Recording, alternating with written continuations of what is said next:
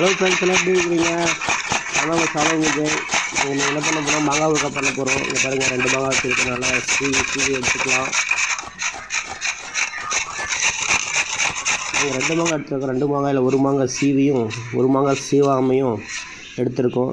அதுக்கு முன்னாடியே பார்த்தீங்கன்னா வெந்தயம் கடுகு வணக்கி வச்சுருக்கோம், நல்லா வறுத்து வச்சுருக்குறோம். அதை அப்படியே இடித்து எடுத்துக்கிட்டு பொடி பண்ணிக்கிட்டு அடுத்து அடுப்பில் சட்டியை வச்சு எண்ணெய் ஊற்றி நல்லா எண்ணெய் காஞ்சி உடனே மிளகா அப்படியே மஞ்சத்தூள் போட்டு அதோட நம்ம ஏற்கனவே செதுக்கி வச்சு இந்த சீவி வச்சுருந்த மாங்காயும் போட்டு நல்லா வணக்கி எடுத்துட்டு நல்லா வணக்கிட்டே இருக்கணும். அது கூட அதுக்கு தேவையான அளவுக்கு உப்பு போட்டுக்கிட்டு ஏற்கனவே முன்னாடியே வறுத்து இடித்து வச்சுருந்த பொடியும் அதோட ஆட் பண்ணி நல்லா கிண்டிட்டு பாருங்க, நல்லா எப்படி வணங்கி வந்துருச்சுன்னு எண்ணெய்லாம் பிரிஞ்சு வந்துச்சா. இது மாதிரி நல்லா எண்ணெய் பிரிஞ்சு வர அளவுக்கு நம்ம விடணும். பார்க்கும்போது நல்லா இருக்குதுல்ல, நல்லா வேகட்டும். நல்லா கோல்டன் கலர் பாருங்கள், ரெட் கலர் வந்துட்டு பார்த்தீங்களா, இந்தளவுக்கு வரட்டும். வந்தோடனே நம்ம அப்படியே வச்சுருந்த வாழை இலையில் அப்படியே மாற்றி பார்க்கும்போது அருமையாக இருக்குல்ல.